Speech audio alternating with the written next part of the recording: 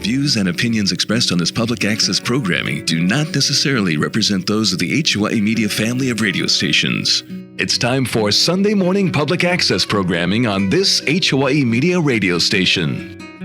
All right, good morning to you and happy Sunday. I'm Johnny Miro. It's time once again for the public access programming on our 5 H. Hawaii Media radio stations, broadcasting on Oahu, 101.1 FM, 101.5 FM, 97.1 FM, 107.5 FM, and 96.7 FM. And once again, we're going to be talking about a very important topic, and it might be misunderstood by many. So we've been hearing a lot of talk recently about a proposal to tax so-called quote-unquote empty homes. Tax is a way to help resolve Hawaii's housing crisis. All right. In response, you've got the great people at the Grassroots Institute of Hawaii just issued a new policy brief challenging that idea. It's entitled The Empty Homes Theory of Hawaii's Housing Crisis. It says basically that so-called empty homes are just another scapegoat to distract attention from the real reason for Hawaii's housing shortage and high home prices now, which according to the report is excessive regulations that hinder or even prevent home building. So I have with me today one of the co-authors of that report, Jensen Ahokovi, who is a research associate at the Grassroots Institute, and he wrote the new policy brief along with Mark Coleman, the Institute's managing editor and communications director. So Mark couldn't be here with us today. Sorry about that. But in any case, very glad to have Jensen Ahokovi with us this Sunday morning. Jensen, thank you for being here. Good morning to you. Good morning, and thanks for having me on. No problem. You folks are great. Always get information that's solid, and people really appreciate that from grassrootsinstitute.org and the members over there, the team members over there. So tell me, Jensen, why did you and Mark write this new policy brief, The Empty Homes Theory of Hawaii's Housing Crisis? Sure. Empty homes are often cited as a major cause of Hawaii's housing crisis. But outside of the political arena, that theory hasn't really been carefully examined in the context of Hawaii. So Mark and I set out in this report to do exactly that, to sort of shed light on an issue that is often taken for granted as truth. All right, I understand that this new report is a sequel, in a sense, to a report the Grassroots Institute released last August called The Outsider Theory. I remember that well. Of Hawaii's housing crisis, which had a big impact on the local conversation about housing policy. Now, what was that all about? Yeah, the outsider theory was similar to the Empty Homes report, as both reports called into question the so-called conventional wisdom about Hawaii's housing crisis. The outsider theory specifically raised skepticism about the popular idea that outside buyers, both mainland and foreign, are the culprits behind Hawaii's lack of affordable housing and high prices.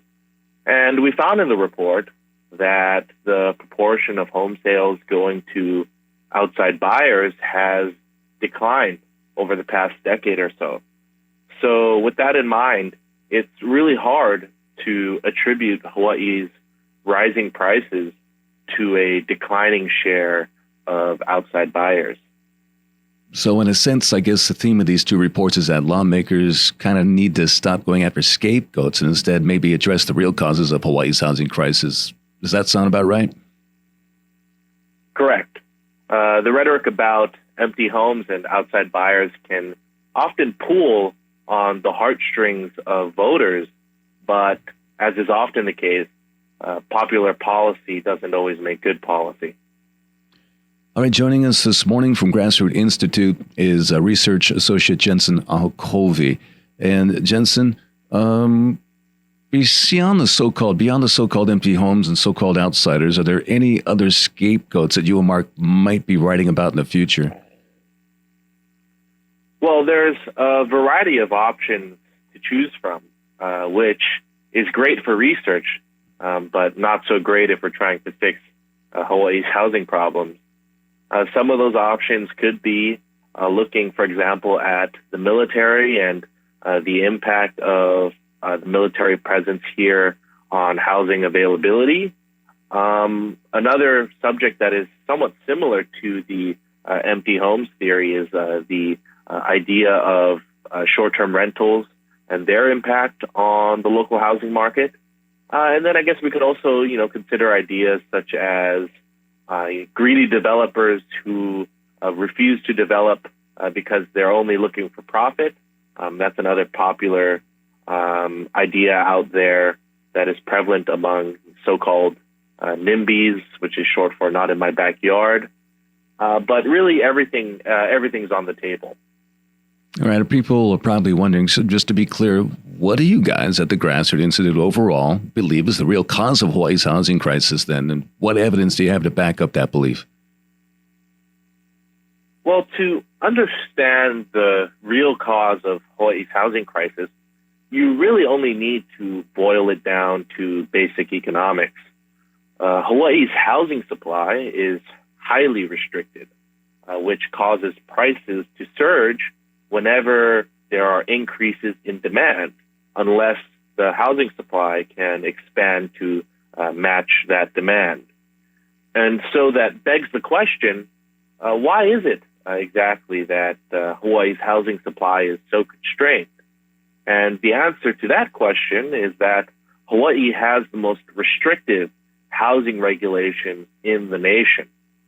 Each layer of additional regulation increases the cost of building, and that inevitably drives up local housing prices. And this is true in theory and also in the vast majority of economic research that has been done examining the effects of housing regulation on housing prices. So, for example, a comprehensive study that was authored by economists Joe Giarco and Jacob Krimmel a few years back measured how much housing regulation increases housing prices in America's metropolitan areas. And this concept is known as the zoning tax. And it's a very simple concept to understand. The zoning tax is essentially the difference between the housing price and the cost of land and the cost of construction. So theoretically speaking, the cost of housing should equal whatever the cost of construction is and the cost of land. And any leftover amount should be the cost of regulation. And they found that in the most regulated areas in the country, regulation accounted for a very substantial fraction of the housing prices in those areas. For example, in LA, regulation adds on about $200,000 to the housing price. In New York and San Francisco, it's almost $500,000. In Seattle, it's about $300,000, and I could go on, but I think you get the point. Regulation is the real root cause of Hawaii's housing crisis. And another way to think about it is if there wasn't as much regulation, then any increase in demand from outside buyers or other external forces wouldn't actually lead to meaningfully higher prices. And that's because the housing supply would be able to balance out that increase in demand. Great explanation. Jensen Aokovi with us this morning. So about the empty homes report specifically, what is an empty home, quote unquote, anyway, and how would an empty homes tax work? Yeah, so the definition is actually really ambiguous, and you wouldn't think that to be the case because, after all, an empty home should be, an empty home. Mm-hmm. But at least from a legal perspective, a lot of places define a empty home differently. So in France, for example, a vacant unit is legally defined as one that is unoccupied for at least a year. In Oakland, California, a vacant unit is any unit that is used less than 50 days out of the year. In Washington, D.C., a vacant unit is any unit that is unoccupied for 30 days or more. And in Honolulu's Bill 9, which has been in the news recently, which is Hawaii's own conception of a vacancy tax, and in Vancouver, Canada, which currently has a vacancy tax, those pieces of legislation define a vacant unit to be any unit that is unoccupied for more than 6 months. So clearly, the definition is very unclear across the United States and even across the world.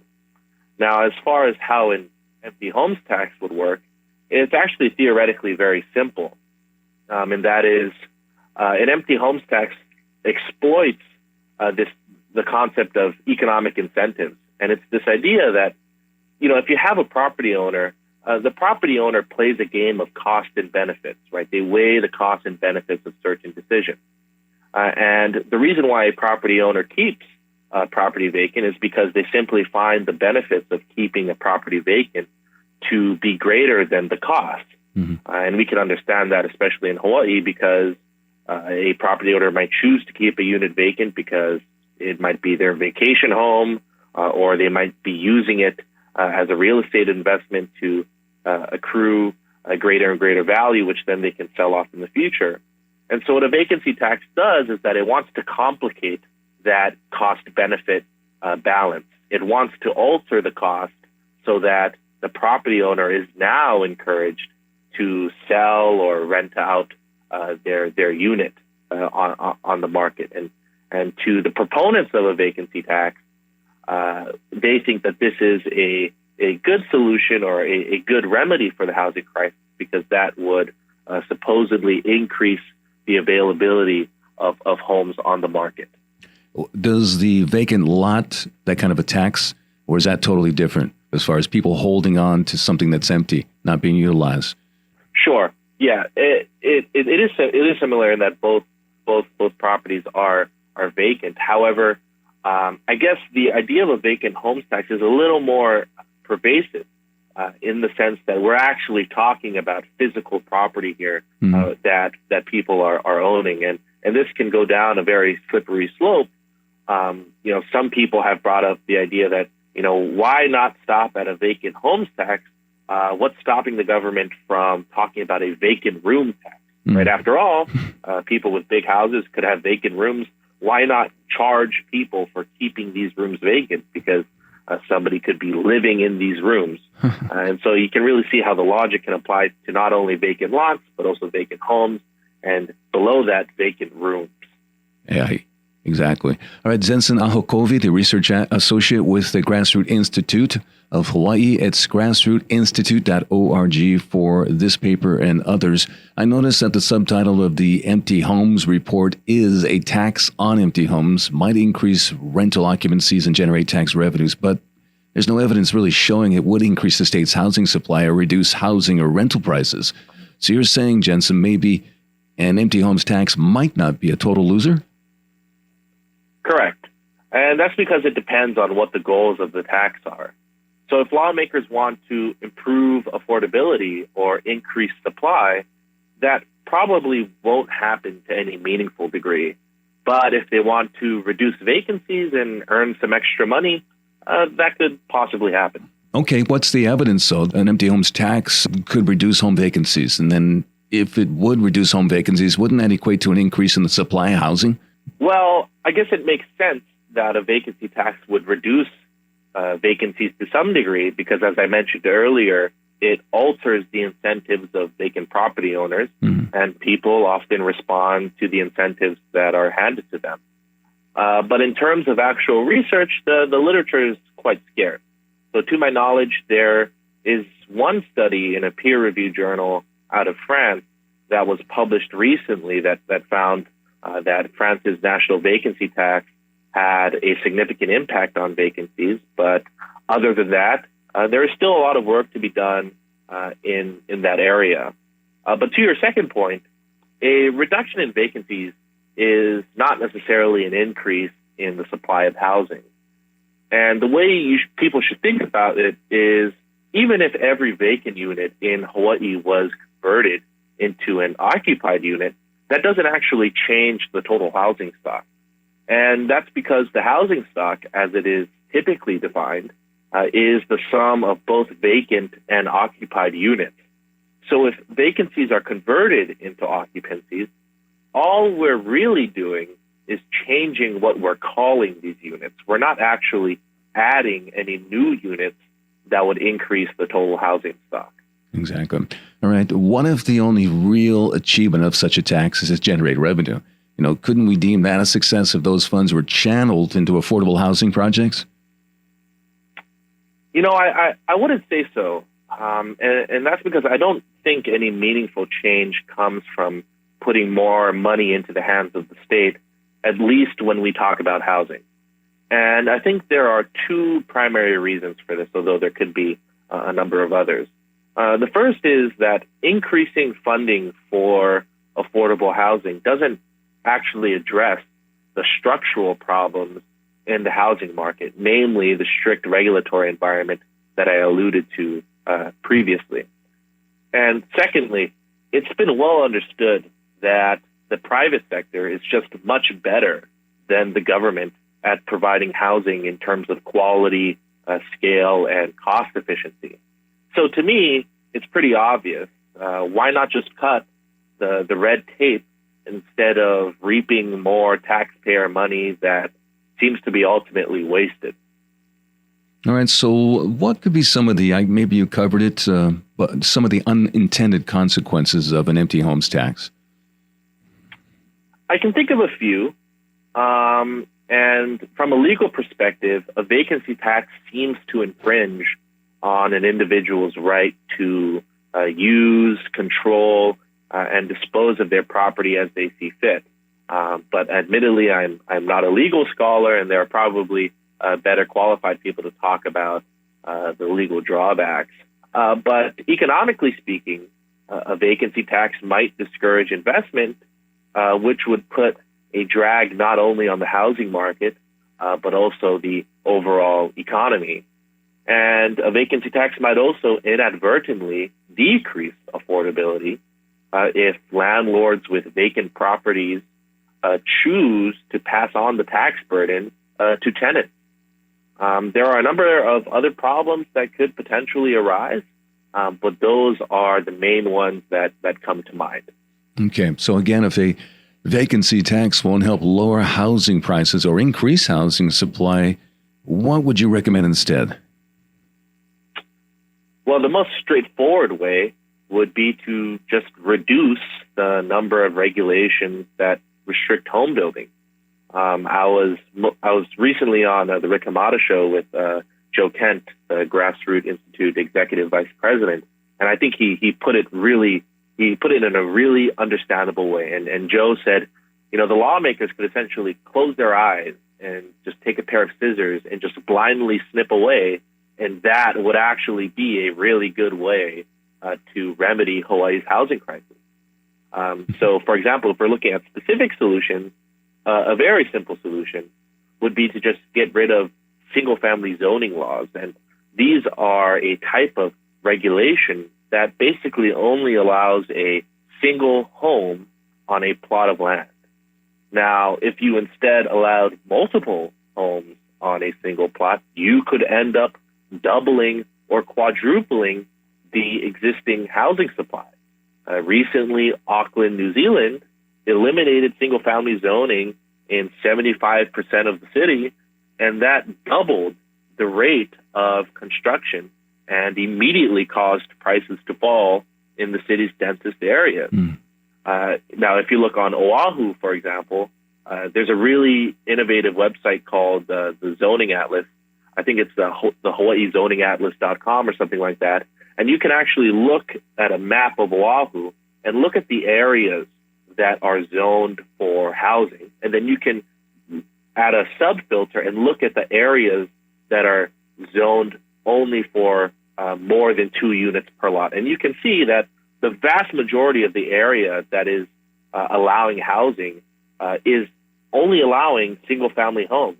And a very small fraction of that area is allowing multiple properties on a single lot. So that, to me, is a very straightforward to resolve the housing shortage and high prices here. But just, again, generally speaking, the best course of action would be for lawmakers to reduce regulations and make it easier for home building. Well, this is the second policy brief, and, trying to address the housing crisis with new thinking, the empty homes theory, the pushback against that. Have you brought this forward to any policymakers? I know the legislative session is over. Are you having anybody take a look at this, and have you had people positively react to it?